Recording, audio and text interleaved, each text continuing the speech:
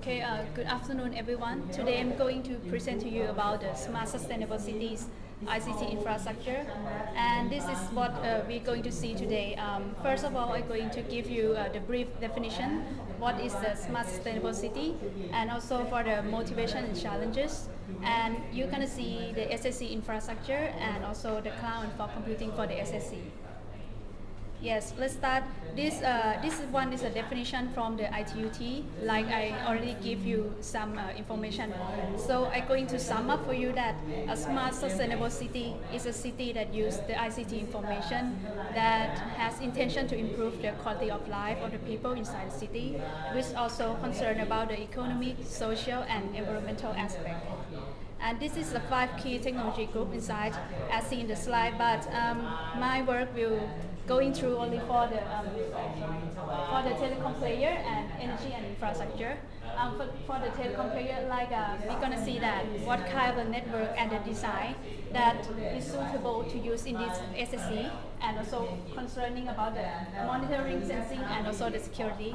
And for the energy and infrastructure, like because the smart city is a part of a miniature of a microgrid, so we're gonna see many applications that include for the smart grid, and also we're gonna talk about the renewable energy and some automation system. And this is a 5 key technology.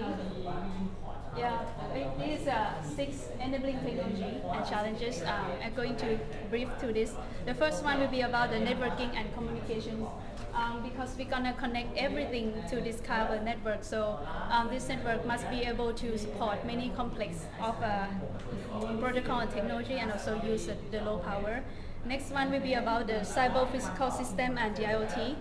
We're gonna concern about since we have many weak points to the network, so about the security issue and also for the data policy, we'll be concerned about this. Next one is the cloud edge computing, because cloud is a technology that is very suitable for the SSC. It can support the high volume and real-time data. So this one we're gonna need to figure out what cloud infrastructure is suitable for us. Next is about the open data.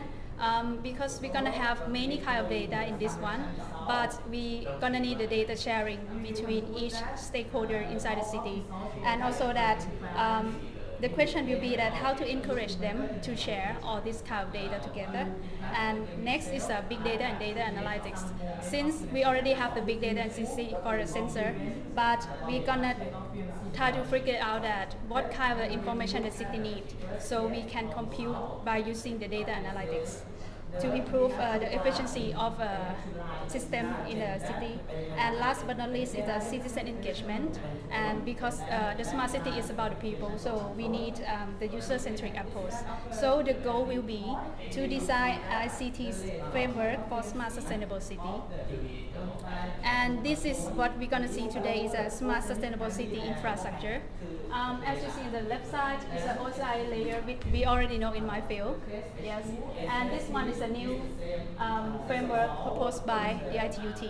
You see that at the lower we will have a sensor layer. This is a new one, and we try to connect all the physical infrastructure like road, buildings, vehicle, and people, and we try to get the data through the information technology with the IoT that you can use the RFID, GPS, SCADA, or whatever, and try to gathering all this information and try to digitalize it through this one, through the communication layer using optical fiber, mobile broadband, or the internet inside the city. And the data will go through the data layer. You see here, you have many types of database inside. This one is a shared resource, yes, and this one is a cloud computing, and this one is for data analytics. And the upper layer will be for the application.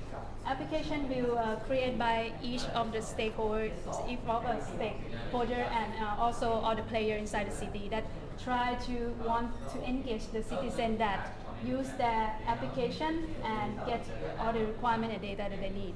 So if you want to be successful in implement the smart sustainable city, you're gonna need this sensing layer, and also you're gonna need the computation layer here.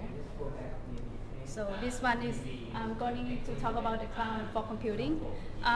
Let's say that we have many kind of sensors spread over the city within a huge area, and we try to connect from each user through maybe their IoT device. So let's say that we have thousands or maybe millions of sensors that try to connect to the network. If you have only the cloud at the centralized network, that means that you will need to send the information from the sensor through the network. It takes some time and also done some computation and send to the other sensor. So that means you get a huge latency here. But if you have the fog computing, because it's an extension of the cloud computing, it's more closer to the user, right? To the sensor and user at this one. And they will have like a small resource and small computation system, and they will do a local computation for you. That means the sensor will send the command and the data. You can compute it here and can respond in the time.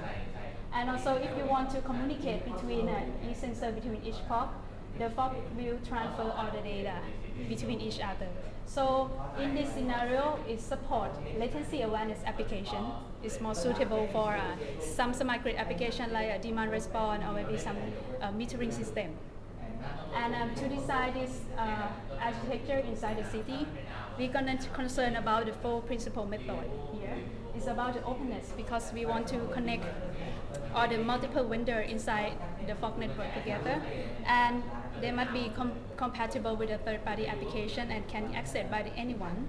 Second will be the data app-centric model, because we want advanced policy management to manage all the data sharing and data workflow inside the city. Next is the virtualization and block consideration. We're going to need the management and deploy service autonomously at the Fox node. And last is a uniform management and service consideration, because you're going to have the fog spread over the city, so you only need one point that you can deploy all the command, and all fog node got the same. Okay, so it save time, save money, and save your operation costs. And this one is a new era fog computing, as illustrated here. I separated into three main components. This one is a fog node. It will be installed inside the cabinet. And this one is a back-end cloud support in the center of the centralized clouds. And this one will be the cross-domain function to how to manage all the security issue management or the networking system. And I'm going to present only for the fog nodes. Okay. For the fog nodes, we will have like the VDs inside here. It's application specific on the virtual machine, data management and data analytics for do local computation, and the gateway to communicate with all the sensors in the physical layer. And in case they want more information, they can go through the non-bound interface to access to the cloud. Yes, and this is part of my presentation. Thank you.